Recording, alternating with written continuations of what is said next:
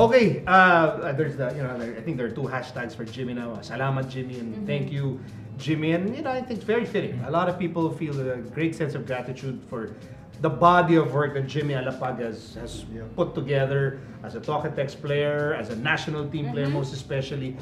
Sa'yo, Renren, ano ang biggest contribution ni Jimmy sa Philippine basketball?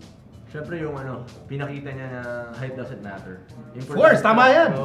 Importante sa basketball kasi. I mean, there's a lot of Filipinos that are very like, hindi ko lalahatin, pero na-insecure pagdating sa height nila pag naglalaro ng basketball. Ba't sa akin ka nakatingin? Jai, sentro dito! Of course, talagang inspirational siya kasi pag nakikita mo, Jimmy is like 5'7", 5'8". Pag nakita mo siya, pag sumasaksak sa basket, talagang makakala mo, parang daga na sinisiksik talaga yung katawan sa masikip na manalaking giant. So, kung sino man makapanood sa kanya talaga na bata or tayo, we became fans of him right away. Talagang magiging fans tayo kasi makita mo gano'ng katapang, gano'ng galing shoot, tapos makita mo, siya yung leader talaga sa loob. Talagang mararamdaman mo yung leadership. Lalo na nung naging ka-teammate siya, he's our captain there in talk and text. Talagang binabond niya yung buong team. I like yung grabing respect mo kay Jimmy sa'yo, parang daga. Parang daga. Sinisiksik yung sarili niya. Ikaw, Jai, I mean, you had an opportunity to play with Jimmy. What does it mean to play with Jimmy Alapag? Siguro Renren can agree with me. Iba yung aura ni Jimmy. Tsaka nabibigyan sapatos no? Yeah. Napakalalim yung mag-isip. Iba. Sige. Ang ganda ng sapatos. Parati Kobe pa din. Most important lesson na natutunan mo kay Jimmy? Be a leader, yung kahit maliit ka, it doesn't really matter. Ikaw yung mahahawak ng bola eh. Take command. Parang pakita mo na dapat kanilang irespeto. And I think that's one thing talagang he took pride in. Hindi lang sa teammates niya sa amin, pero sa buong liga, alam mo talagang, siguro if you ask all the players to name someone na dapat maging captain ng buong PBA, I think more than half of the players would say si Jimmy. Kasi he's the epitome of a professional basketball player talaga. So yun, walang politika sa kanya, what you are on the court, the hard work that he puts in kahit na in his last years, every day shooting talaga, how he takes care of himself. Ibang klase, he's the only one I've seen na ganun. Suzy? I think he's so universally loved as a person. The whole country loves him. I don't think you can find a single Jimmy Alapag hater. I think that makes him a really good example for the youth, especially yung kids na kahit naman sinong batang lalaki, tanongin mo, anong gusto mo maging paglaki mo? 90% of them will tell you PBA player. And if Jimmy is their idol, if Jimmy is someone who they look up to, I think the future of Philippine basketball is safe. Kasi ano ba si Jimmy bilang player? A good leader. Alam mong walang yabang, walang angas, hindi siya maduming player. I think that is a really good legacy that he will leave. Merong angas, maangas siya, pero yung nasa lugar. Yung tamang klase ng angas. Hindi yung angas na walang substance. Yes. Marami. We don't have enough time. Charles, the most important legacy that Jimmy has made. Legacy?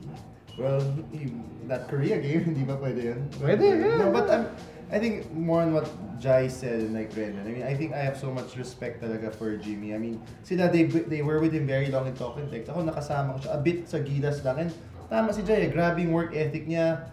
You'd see him, he joined our team late, but he'd gather the guys together, take you out to lunches, dinners, just to build the chemistry of the team. And then, nung sa Moro pa kami nagka-practice with Power, I'd see him early or last sa talk and text, kahit off-season, shooting, kasama ng import. I mean, mga malit na bagay. And he's really a leader and an extension of the coach talaga sa court. Yun talaga, grabe. You can't say that about a lot of guys na, siya walang yabang. Actually, biruan na nga sabi nung sa talk and text, Kap, tama na yan, ma-injure ka na naman. Sobra, ayaw talaga niya. Lalo na pag nagkaroon siya ng bad shooting game, naku, talagang yung mukha niya, seryoso lang, practice. Talaga ang dami talaga nung extra work na gagawin niya. Tapos, may mga special shooting drill pa yan eh. Tama na. Baka may And I think you can argue that for all the championship of Talk and Text, they were a dynasty for a while. Siya talaga yung parang heart and soul. I know Jason Castro towards the latter part, pero siya talaga yung face of the franchise. I mean, nabutan pa rin si Asi up to now, di ba? Grabe. And then our national team's captain and face for the longest time. Two things that stand out in my mind when I think about Jimmy Alapag. One, I really remember nung the first time nakita ko siya was yung tryouts for the 2002 national team. Diba? You're part of that. Dami nyo, diba? And I remember first sa Moro, I was like, sino yun? Sino yung maliit na yun? Kasi hindi pa siya masyadong kilala nun eh. But he was part of the pool. Sino yan? Yung Jimmy Alapag. Ano yan? Ano meron yan? I talaga distinctly remember. I forgot who told me, pero sabi, si Jimmy Alapag, best passer on the team. As in, pag pinasa niya sa'yo yung bola, lilayap mo na lang. Every time. That's the first thing that I learned about Jimmy, and tumatak na sa akin yun until the very last day of his career. Second thing about Jimmy, I remember during the Pocket Tex Dynasty years, and Jimmy wasn't a guy who would play 40 plus minutes. Ano siya, di ba? Situational eh. Minsan pag kailangan naghahabol, tsaka siya papasok. And then there are games, he doesn't even play in the last 5 minutes situational. It would be Castro or whoever. And I talked to one of the coaches ng Toketex. And these are coaches who hindi nila ako BBS eh. They'll say talaga. And tinanong ko, diretsuhan. Si Jimmy ba hindi nagreklamo tungkol sa playing time? He's a star player. Superstar. Diba? Ibang superstar, pag walang minuto, magtatampo na yan. Diba? Tampururot na. Ayoko na maglaro. But sabi ko si Jimmy hindi nagreklamo. And the guys told me hindi talaga.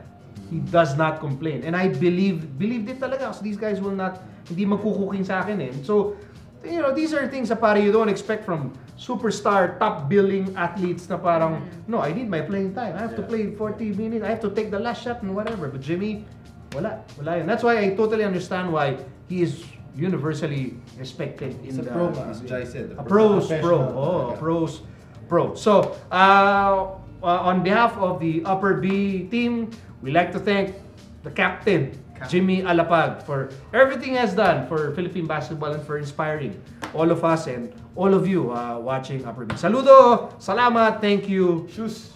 Jimmy. Ako na rin.